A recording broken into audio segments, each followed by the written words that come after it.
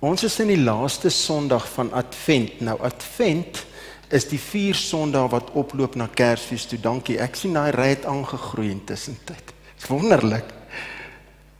Advent loop op 4 Sondae na Kersfees toe en ek wil net gou teruggaan, want ons het vir Dominee Jurgens, die jager van Witrifuur hier gehad, wat met ons gepraat het oor Johannes die Doper en oor die roeping van Johannes die Doper en dat hy eintlik net gekom het om sy roeping uit te leef en dit is om die weg voor te berei vir Jesus en ons het na die profesie en al die goed gekyk.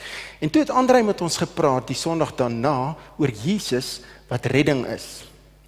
Die bekende gedeelte waar Jesus loop by die tempel en dan, Johannes en Petrus loop by die tempel en die bedelaar wat verlam was sit daar en die bekende deel wat hy bedel by hulle en hulle kyk hom aan en hulle sê vir hom, goud en silwer het ons nie, maar wat ons het, gee ons vir jou.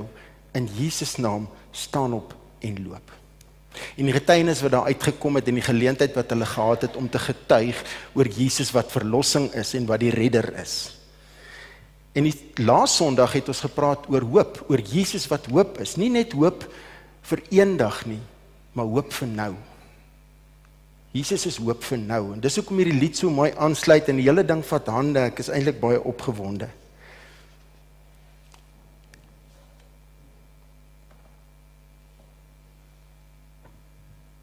Maar ek het op my hart om met julle te praat oor Jesus. Hierdie selfde Jesus. En ons gaan kyk na Kolossense 1 en ons gaan kyk na Johannes 8. Maar ek gaan dit bietjie anders doen. Ek gaan nie die skrif op die bord sit nie, want ek wil hê ons moet regtig daar wees. As jy 'n Bybel het, kan jy dalk lees en as jy op jou selfoon wil lees, kan jy lees. Maar ons gaan kyk na dieselfde Jesus. Paulus skryf aan die Kolossense nou. Die Kolossense is nie geplant deur Paulus nie. Die Kolossense het hy net gehoor van hulle geloof en hulle liefde en hulle omgee, maar hulle is bietjie verward, want as dwaalleraars, daar's verskillende stemme wat hulle hoor, en hulle weet nie meer wat om te glo nie, en Paulus skryf vir hulle 'n brief uit die tronk uit, en ek het net besef, daar's vandag nog soveel stemme, dwaalstemme, dwaalleraars, selfs uit die kerk uit, en ons moet baie mooi ingestel wees. Maar Paulus skryf vir hulle, maar voor hy sê, ek wil met julle praat oor hierdie dwaalleraars en julle issues en julle goed, sê hy vir hulle, ons moet net eers die dinge regstel. Ons moet, let's just put things straight, kan 'n mens amper sê. Kom ons kry net die volgorde reg. Kom ons kyk net eers bietjie na wie Jesus is, voordat ons by julle goedjies uitkom. Voor ons oor julle uitdagings praat, voor ons oor julle moeilike omstandighede praat, kom ons kyk net wie Jesus is, kom ons kyk net eers, waar pas Jesus in, die prentjie in. En ons kan ons Bybel vat, as jy hom het by jou, en dan kan jy blaai na Kolossense toe, en ek gaan uit die Afrikaanse nuwe vertaling lees, maar ek gaan ook soms bietjie vir julle net sê wat die Amplified sê, so vergewe die Engels, so nou en dan, dit maak net dat ons dit beter verstaan. So Paulus skryf in Kolossense 1, vers 15, oor die voorrang van die Seun van God. Dan sê hy, die Seun, Jesus, is die beeld van God wat self nie gesien kan word nie.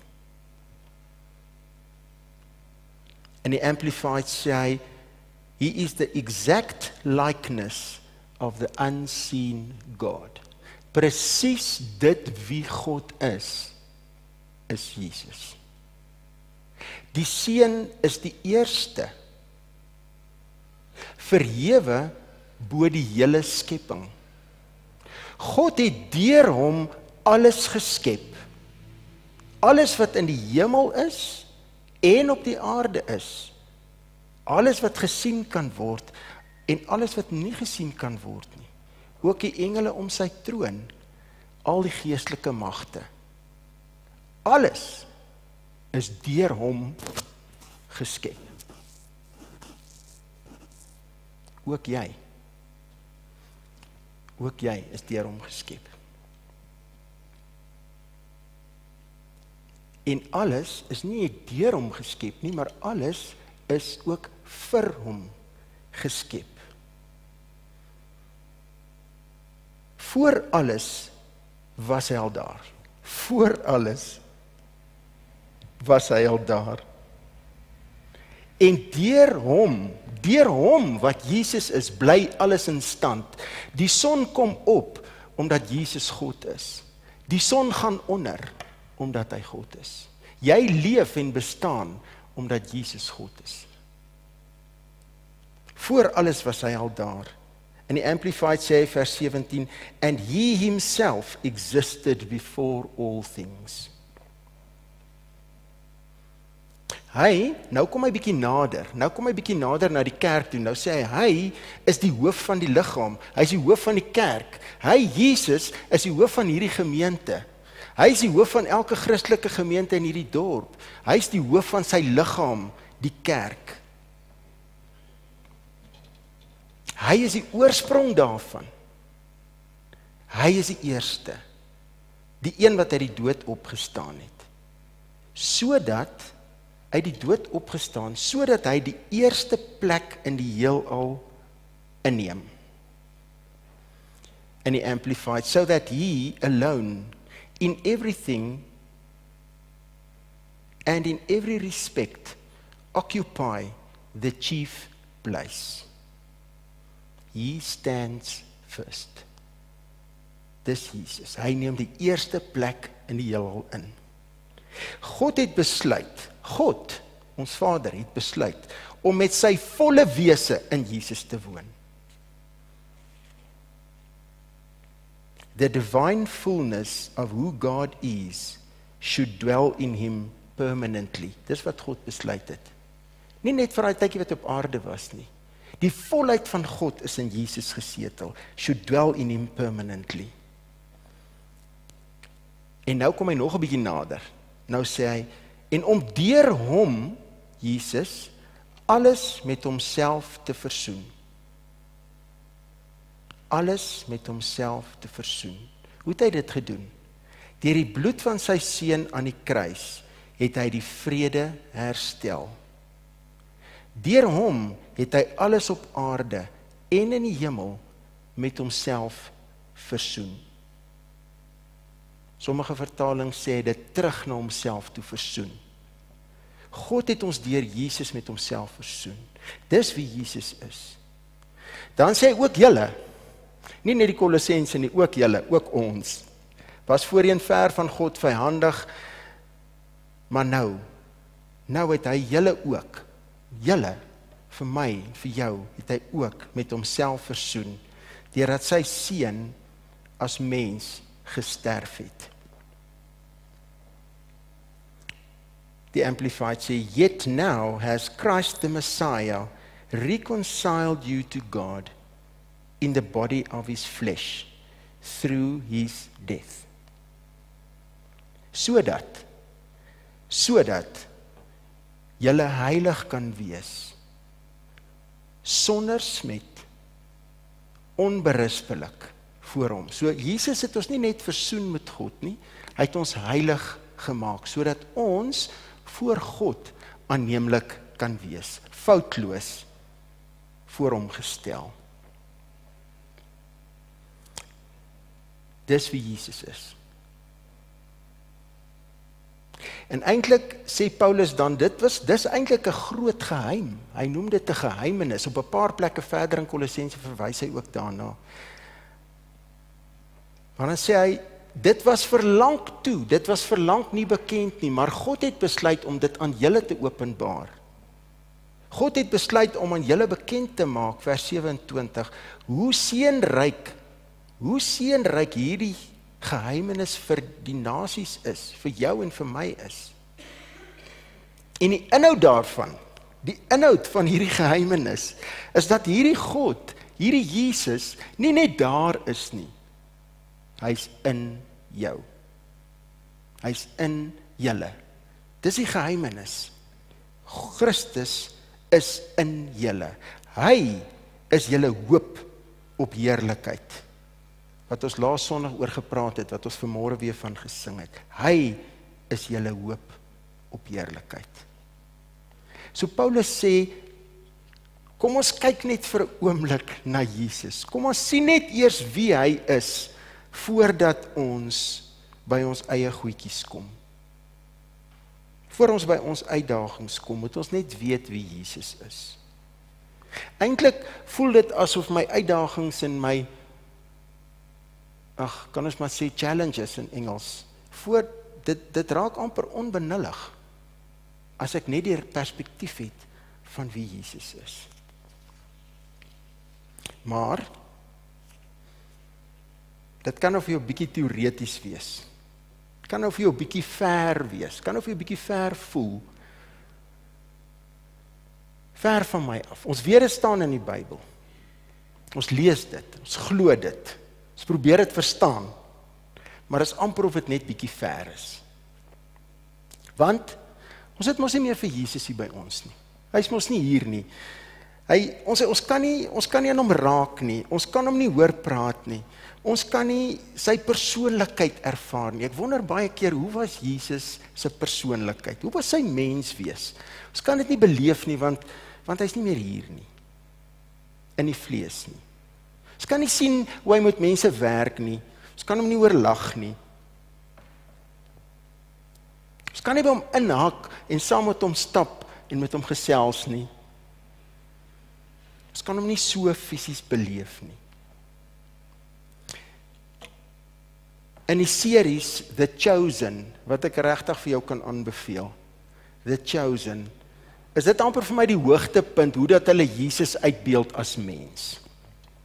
Ek weet nie wie van julle dit gesien het nie, ek dink daar is al 5 series uit, ek dink die 6, almal wag in spanning vir die 6ste een, maar is die hoogtepunt om te beleef, hoe dat hulle Jesus uitbeeld, hoe hulle dit reg kry om hom as mens uit te beeld, nie as hierdie Jesus van die kinderbybel, met die mooi geblouwyfde hare nie. Het julle al die flieks gesien? Van hierdie Jesus flieks, hierdie Jesus films, sien jy die hare so pragtig, ek kom nou net uit die studio uit. Ek weet nie of Jesus so gelyk het nie. Hy was 'n mens. Hy was 'n mens Jesus. Ten spyte van sy posisie in die heelal, was hy mens. Met sy glimlag,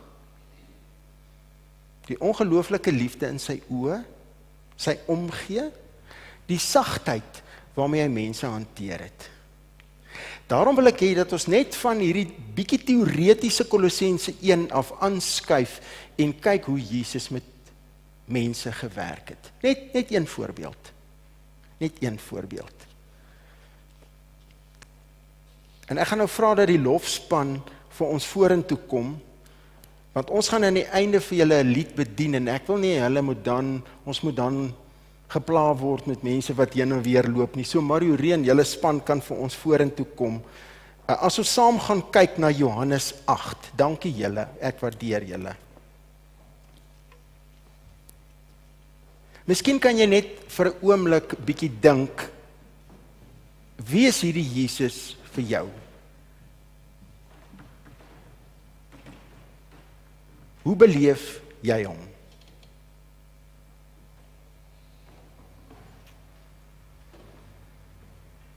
Wel, hierdie selfde Jesus is in die voorhof.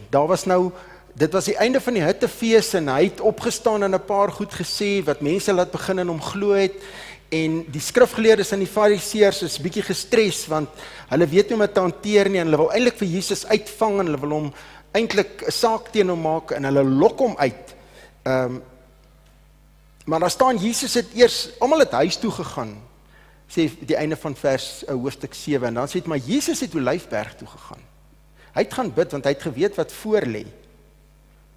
In die oggend vroeg, lyk my met dagbreek, gaan hy tempel toe, en dit sê, skares mense het saam gedrom, dat hy hulle moet leer, in die tempel, in die voorhof van die tempel. En terwyl hy besig is om hulle te leer, hierdie kringmense staan om hom, ek sien dit in my gees, is die skrifgeleerdes en fariseërs besig, hulle soek 'n plan om Jesus aan te kla.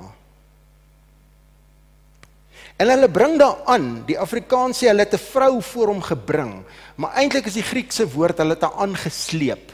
Hulle sleep 'n vrou daaraan, deur die skare heen. wat op heterdaad met oorspel betrap is. Sy was seksueel ontrou aan haar man en sy is uitgevang. En in daardie dae was dit 'n verskriklike sonde en 'n gruwel in die Here se oë. Is eintlik vandag nog so. Ons het maar net ons doelpaal geskuif. Maar hulle bring hierdie vrou en hulle sleep haar tot voor Jesus.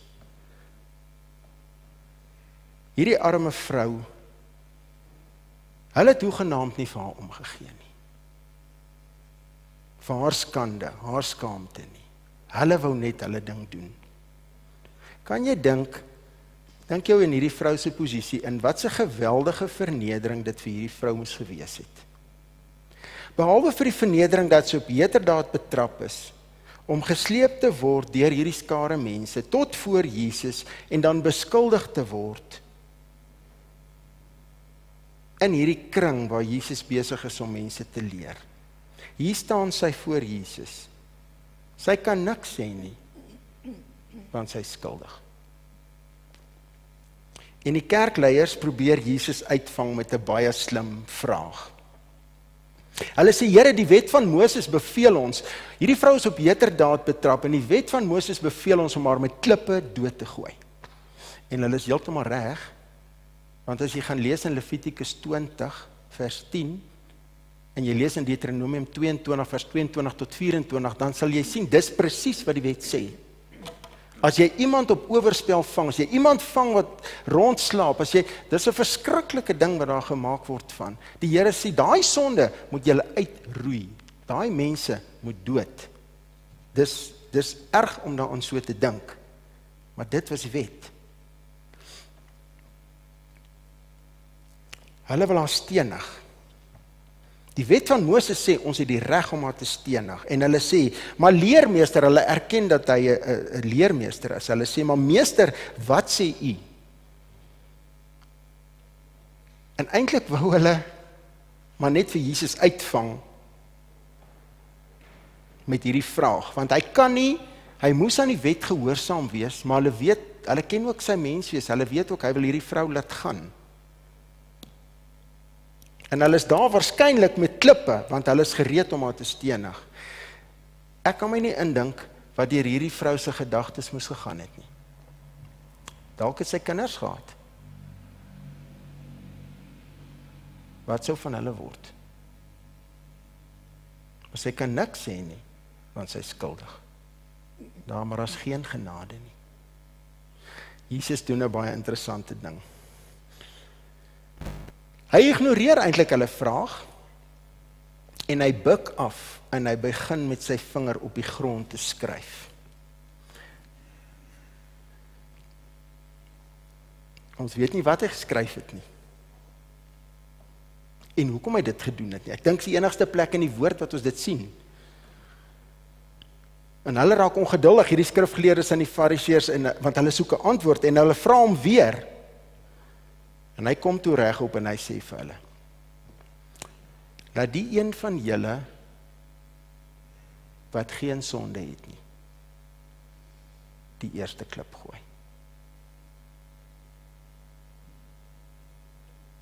Wow. Dieselfde Jesus van Kolossense 1. Jy sien, hy is nie hier om ons te veroordeel nie. Hy is hier om ons met God te versoen. En toe buig hy weer, en toe skryf hy weer. Kom ons dink 'n bietjie oor wat hy dalk geskryf het. Ek het baie al gewonder, wat het hy geskryf? Wat dink julle het hy geskryf? Maak gou vir jouself 'n antwoord op. Die eerste gedagte is dat hy het hulle sondes neergeskryf. Hy het daar geskryf, Alfees, hy het hulle gekyk te sien, hy dis Alfees. Onthou jy hoe jy vanmôre jou vrou behandel het? Nikodemus, het jy vergeet dat jy gister oneerlik was met 'n besigheidstransaksie.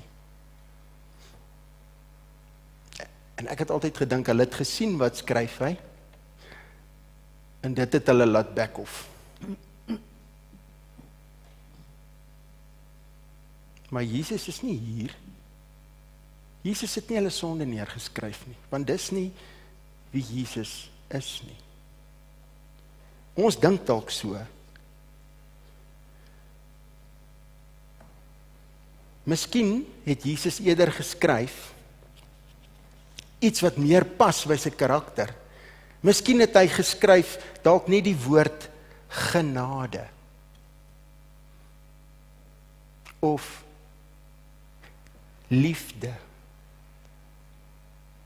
Ek is 'n God van liefde. I'm a God of compassion. Miskien sou hy skryf, dit is presies hoekom ek gekom het.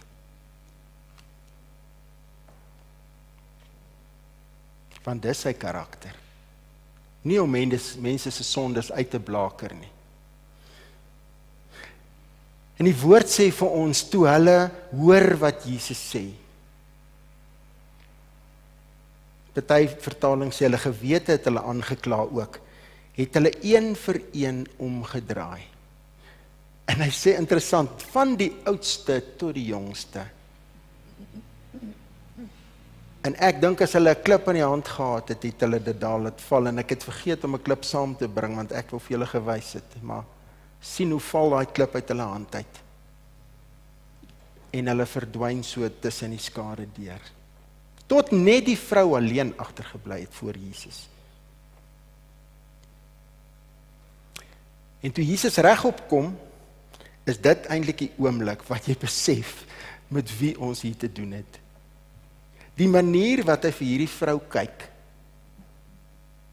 met deernis en sagtheid in sy oë, nie met veroordeling oor haar afskuwelike sonde nie. En hy vir haar op sy sagte manier vra, waar is hulle?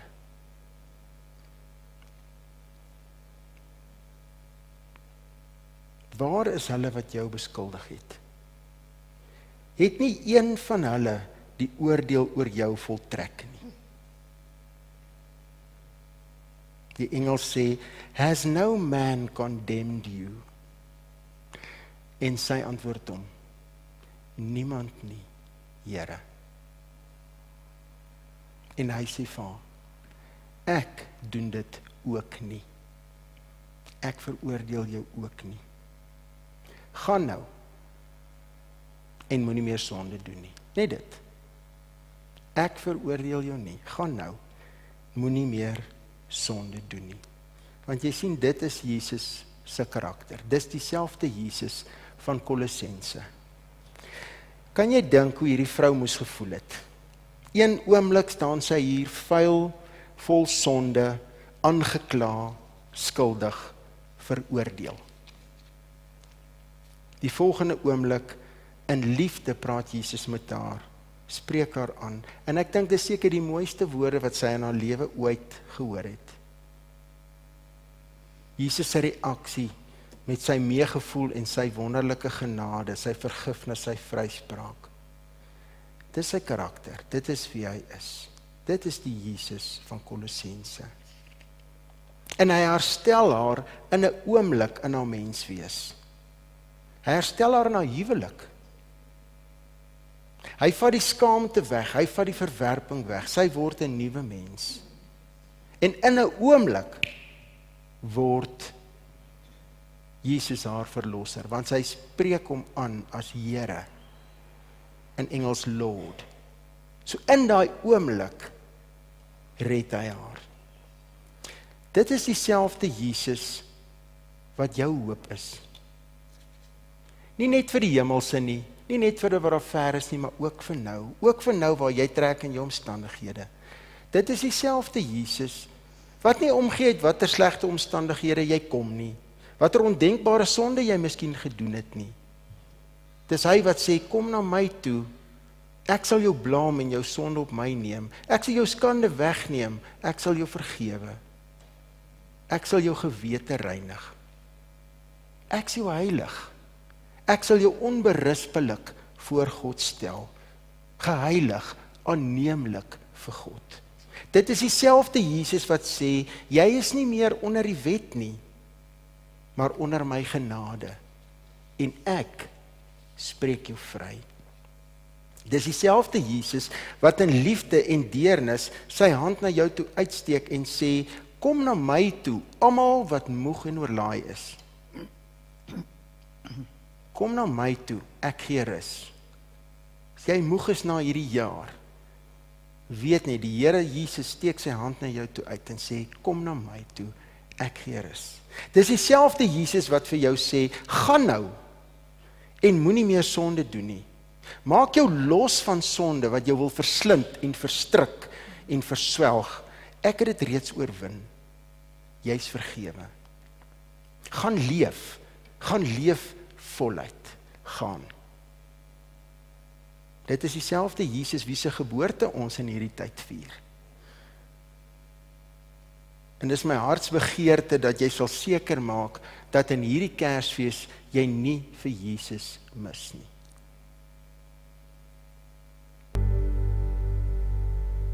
As ons vir jou Jesus toewens, het ons vir jou alles toegewens wat jy nodig het.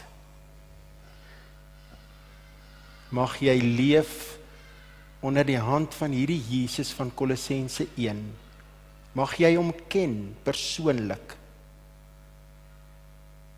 So intiem dat jy amper by hom kan inhak en met hom kan stap. Sy stem kan hoor, sy hart kan hoor. Mag jy gaan in vrede en leef vir hom. Ons wens jou Jesus toe. Amen.